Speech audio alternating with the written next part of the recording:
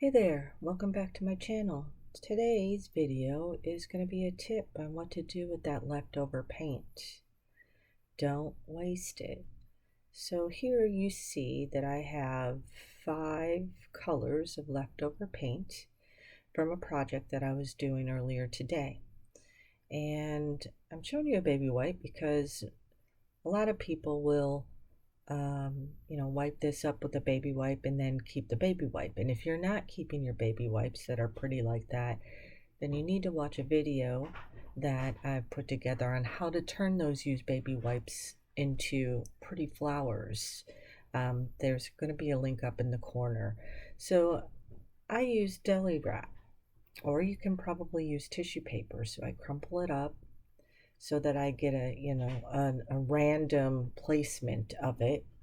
So I crumple it up and just start soaking up that paint into the tissue / deli wrap.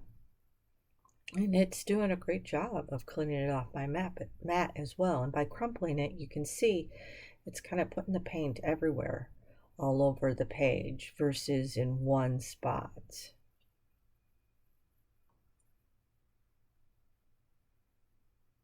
So something else that other people do is they have what they call a journal of unused paint or unwasted paint, right?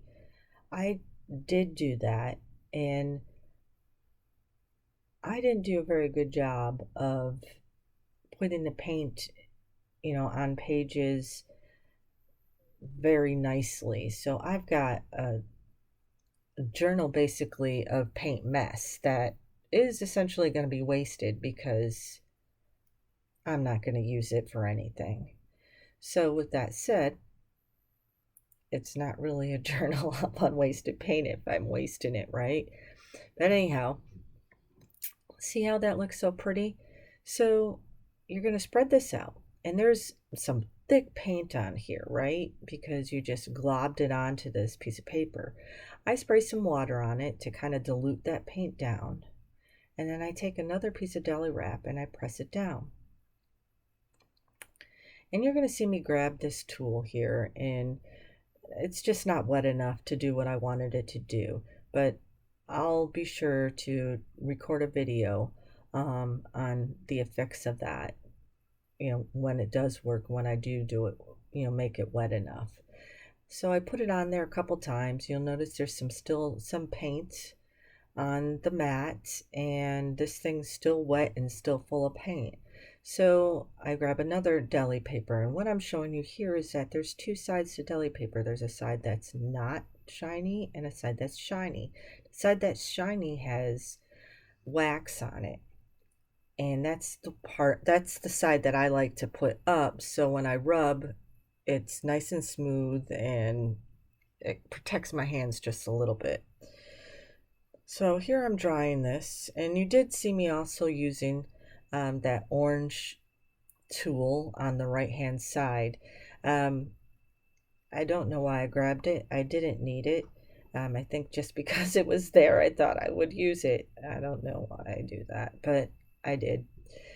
There are times that I do use it, and actually there's a video coming up that I'm editing right now that does use it. So stay tuned for that. So I grabbed some ATC cards, ATC backs. They're 2.5 by 3.5, and I sit in, gesso these with my jelly plate one night, and I get about 50 of the cards done in no time. So there's a link up there to a video that shows you how to do that as well.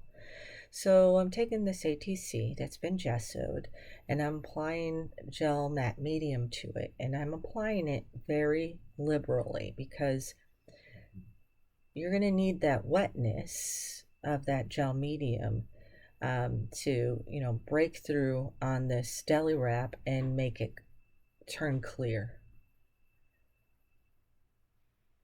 And so now if you look at it, it looks like you painted on this paper. You'll see a close-up here. You can't see the deli wrap. It's dried clear, or it is clear. So it looks like you've done this amazing technique on your on your paper. And all you did was soak it up on a scrunched up piece of deli wrap. You've got this great background. So I'm doing this again with another part of the paper with the blue on it, just to show you some, a couple different examples. Like I said, I would put it in my journal of unused paint, or I put it on baby wipes, but there's only so many flowers that you need, right? So yeah, so this is a much better solution for me, at least, because tissue paper is so diverse. You can use it on anything. Another benefit to using tissue paper, or this technique. So you're going to see me holding this deli paper over the ATC, trying to find a way to get all of the colors into or onto the ATC. I couldn't. So I came up with a plan. I'll just put down, with the orange and the yellow, and then I'm just going to rip some of the pink off of the edge here, and I'm just going to add the pink to the card, and nobody's going to know any different when they look at this card. Same with the green. Well, there's a nice little spot there that has no color. I have no green on here. I'm going to add it there. Again, the straw is clear, so when you see me tearing it, you're not going to see where the edges are. You're not going to see that I put two pieces of paper to get all the colors on there. That's why I love using tissue paper. And especially on white backgrounds, because the white backgrounds, it does dry. It does go on absolutely clear. But if you get darker backgrounds like black, or darker browns or reds, whatever, you will see a little bit of cloudiness from the tissue paper. It won't be absolutely clear. So here I'm showing you that I've done 3 ATC backgrounds and I still have more paper left. So I'm stretching out this paint into a bunch of different projects basically. And wait, that's not all, right? So I'm going to show you another part of this. So this is I call it my grandma journal. I have a cow cover on it which I made with deli paper to make kind of look like a leather. And I created 3 signatures of a bunch of junk mail. And my grandma passed away in May. She was like a mom to me. I lost my mom quite young. And so I wanted, something that I could,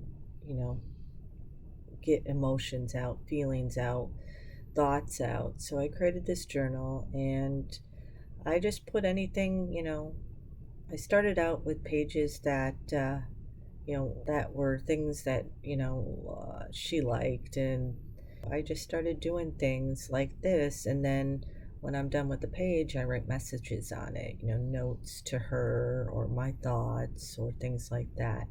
So what I'm doing here, sorry, I got off on a tangent.